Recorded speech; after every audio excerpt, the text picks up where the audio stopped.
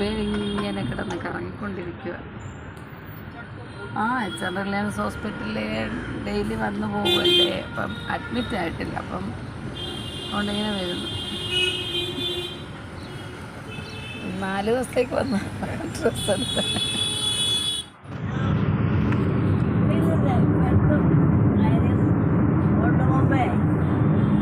എന്ത് രസമല്ലേ റോഡിൻ്റെ സൈഡൊക്കെ കാണാൻ.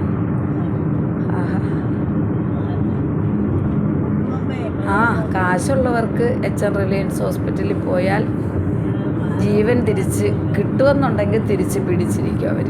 അത്ര കെയറിങ് ആണ് അവിടുത്തെ സ്റ്റാഫുകൾ, ഡോക്ടേഴ്സ്, എല്ലാവരും, ക്ലീനിങ് സ്റ്റാഫ് തൊട്ട് മേൽപോട്ട് എല്ലാവരും. കാശ് കൊടുത്താൽ എന്താ ഇത്രയും കെയറിങ് ഉള്ള ഒരു ഹോസ്പിറ്റലിൽ? ആരുടെയാ? മുകേഷ് അംബാനിയുടെ, നിത അംബാനിയുടെ ഹോസ്പിറ്റലല്ലേ, മുകേഷിൻ്റെ ഭാര്യയുടെ. സൂപ്പർ. നമ്മൾ കേരളത്തിൽ തള്ളിപ്പറയൊന്നുമല്ല, കേരളത്തിലെ ഹോസ്പിറ്റലുകളിൽ, പ്രൈവറ്റ് ഹോസ്പിറ്റലുകളിലൊന്നും ഞാൻ പോയിട്ടില്ല. പക്ഷേ എങ്കിലും കേട്ടറിവൊക്കെ ഉണ്ട്. കാശ് എത്ര പോയാലും അവിടുന്ന് അത്ര കെയറിങ് കിട്ടുന്നില്ല എന്നുള്ളവർ പലരും പറഞ്ഞ് കേട്ടിട്ടുണ്ട്. പക്ഷേ ഇത് കാശുള്ളവർക്ക്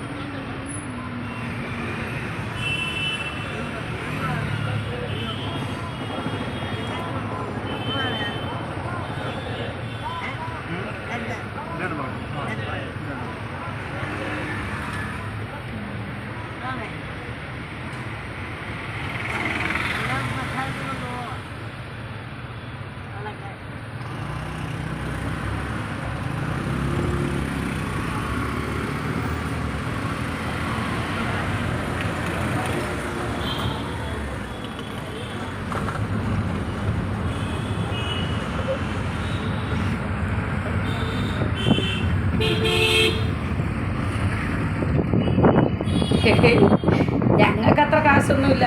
ഞങ്ങളുടെ അവസ്ഥയൊക്കെ എല്ലാവർക്കും അറിയാവുന്നതല്ലേ. പിന്നെ ഞങ്ങളുടെ മോള് ഈ റിലയൻസ് ഹോസ്പിറ്റലിൽ ജോലി ചെയ്യുന്നത് കൊണ്ട് അവിടെ ഇൻഷുറൻസ് ഉണ്ട്. അത് ആ ഒരൊറ്റ കാരണം കൊണ്ട് നമുക്കവിടെ ട്രീറ്റ്മെൻറ്റ് എടുക്കാൻ പറ്റുന്നു. അതൊരു ഭാഗ്യം. പക്ഷേ വഴിച്ചെലവും കാര്യങ്ങളും അല്ലാതുള്ള ചില്ലറ ചിലവൊക്കെ കുറേ ഉണ്ട്. എന്നാലും ആവട്ടെ, നല്ല ഒരു സന്തോഷമുണ്ട് അവിടെ ചെന്ന് കഴിഞ്ഞാൽ. നമ്മളെ നല്ലപോലെ നോക്കുന്നുണ്ടല്ലോ, അവരെല്ലാ കാര്യങ്ങളും ശ്രദ്ധിക്കുന്നുണ്ടല്ലോ എന്നുള്ളൊരു സന്തോഷമുണ്ട്. ആ കണ്ണിന് എന്താ റെറ്റിനയ്ക്ക് കംപ്ലൈൻ്റ് ആയിരുന്നു. 5 ഇഞ്ചക്ഷൻ വേണമെന്ന് പറഞ്ഞു. അങ്ങനെ 2 എണ്ണം എടുത്തു. ഇനി ഭയങ്കര പൈസയാണ് ഒരു ഇഞ്ചക്ഷൻ. ഒരു ദിവസത്തെ ട്രീറ്റ്മെൻറ്റ് കഴിയുമ്പോൾ 1,00,000 ശിഷ്ടം രൂപയെങ്ങാണ്ടാണെന്നൊക്കെ തോന്നുന്നു. എനിക്ക് കൃത്യമായിട്ടത് അറിയില്ല. പിന്നെ ഇത് എന്താ റിലയൻസിൻ്റെ 6ാമത്തെ ഗേറ്റിലൂടെ നമുക്ക് പോകേണ്ടതിലാണ്.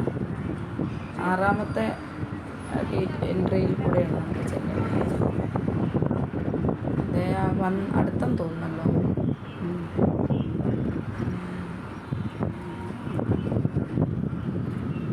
അവർക്കറിയായിരിക്കും, ഡ്രൈവർക്ക് അറിയായിരിക്കും, നമുക്കറിയത്തില്ല.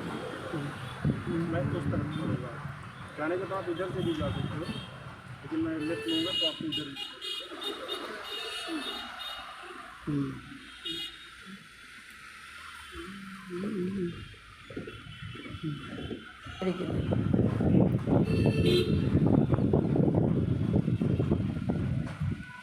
ഈ കാഴ്ചകളൊക്കെ കാണാൻ പറ്റും.